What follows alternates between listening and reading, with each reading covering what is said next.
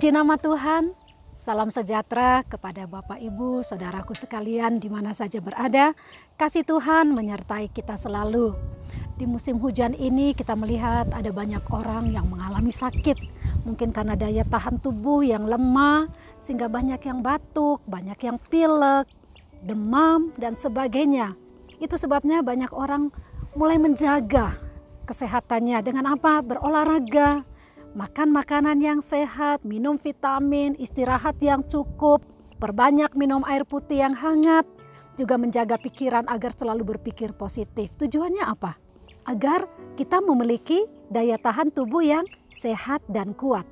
Kalau kita memperhatikan sedemikian rupa tubuh yang kelihatan ini kita rawat, kita jaga sedemikian rupa supaya tetap sehat dan kuat.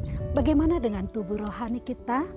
Apakah tubuh rohani kita juga kita jaga sebagaimana seperti kita menjaga tubuh jasmani kita? Kalau tubuh jasmani yang kelihatan, ini kita rawat sedemikian rupa, selalu kita jaga. Bagaimana dengan tubuh rohani yang tidak kelihatan? Apakah kita juga sama merawatnya dengan kita merawat tubuh jasmani kita? Saudara, tubuh rohani kita juga harus senantiasa dijaga, diberi asupan agar tetap kuat. Asupannya apa? Yaitu firman Allah serta persekutuan dengan Tuhan yang dibangun dari hari ke hari.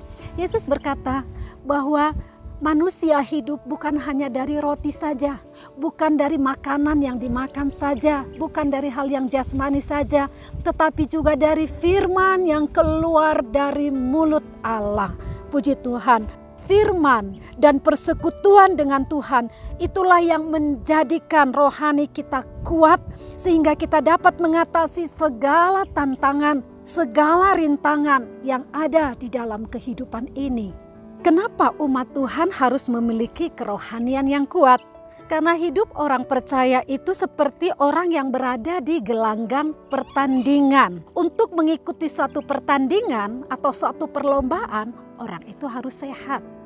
Orang itu harus memiliki stamina yang kuat sehingga dia siap untuk bertanding dan menang. Itu kan saudara harapan dari setiap orang ikut pertandingan supaya menang. Firman Allah berkata di dalam surat 1 Korintus 9 ayat 24-27 dituliskan bahwa dalam gelanggang pertandingan di mana semua orang atau semua pesertanya ikut berlari, tetapi hanya ada satu yang mendapat hadiah. Di sini lebih diperincikan lagi bahwa dalam gelanggang pertandingan sementara semua orang itu berlomba, ya saudara, tetapi hanya satu yang mendapatkan hadiah. Yang mendapatkan hadiah ini adalah pemenangnya, tentu saja pemenangnya ya saudara. Bahwa dia seorang pemenang. Saudara yang diberkati oleh Tuhan untuk dapat memenangkan pertandingan iman. Maka orang percaya harus masuk ke dalam kekuatan Allah yang maha besar. Di manakah kekuatan itu kita dapatkan? Yesaya menuliskan di dalam Yesaya 40 ayat 31. Tetapi orang-orang yang menanti-nantikan Tuhan mendapat kekuatan baru. Mereka seumpama Raja Wali yang naik terbang dengan kekuatan sayapnya. Mereka berlari dan tidak menjadi lesu. Mereka berjalan dan tidak menjadi lelah. Kekuatan yang besar itu hanya kita dapatkan ketika kita masuk ke hadirat Allah dan bersekutu dengan Dia. Puji nama Tuhan. Disitulah kita menerima kekuatan yang baru. Kekuatan kita terus diperbaharui hari lepas hari. Sampai akhirnya setiap kita dapat mencapai garis akhir yang Tuhan telah tetapkan di dalam kehidupan kita. Paulus pernah berkata kepada Timotius anak rohaninya di dalam surat 2 Timotius 4 ayat yang ke-7.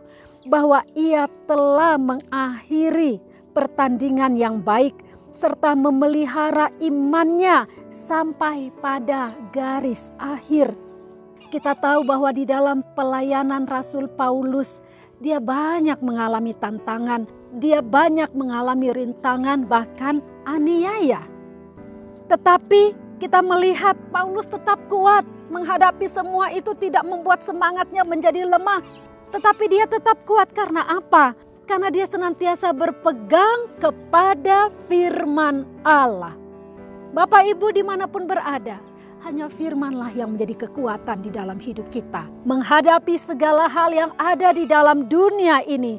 Dalam keadaan apapun yang kita alami, saudara-saudara, biar kita senantiasa berpegang pada firman kebenaran. Karena itulah yang menopang kita, yang menguatkan kita selalu. Ya, berpegang pada firman kebenaran. Bahwa Allah tidak pernah tinggalkan kita sendirian. Bahwa Allah yang menjadi sumber segala kekuatan dalam hidup kita. Bahwa Allah itu setia kepada firman-Nya. Kalau Dia berjanji, maka Dia pasti menepati. Biarlah firman Allah ini menjadi kekuatan kita. Kita berpegang teguh hanya kepada-Nya. Dengan anugerah-Nya, kita diberi kekuatan untuk menang dalam perlombaan iman di tengah-tengah kehidupan ini. Sampai kita menerima mahkota kehidupan yang Tuhan telah janjikan. Ibrani 10 ayat 35 berkata, sebab itu janganlah kamu melepaskan kepercayaanmu karena besar upah yang menantinya.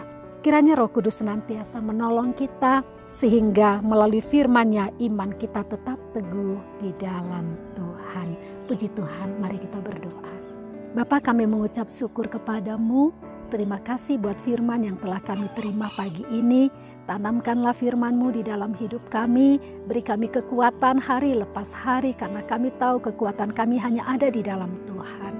Bapa, Engkau memberkati umat-Mu dimanapun berada. Mereka yang sudah mendengar firman Tuhan pagi ini, biarlah mereka juga mendapat kekuatan yang baru. Kalau mereka sakit, Tuhan sembuhkan. Kalau mereka lemah, Tuhan kuatkan. Bahkan mungkin dalam pergumulan mereka, Tuhan Engkaulah yang memberikan kemenangan. Kami tahu Tuhan selalu ada bagi kami.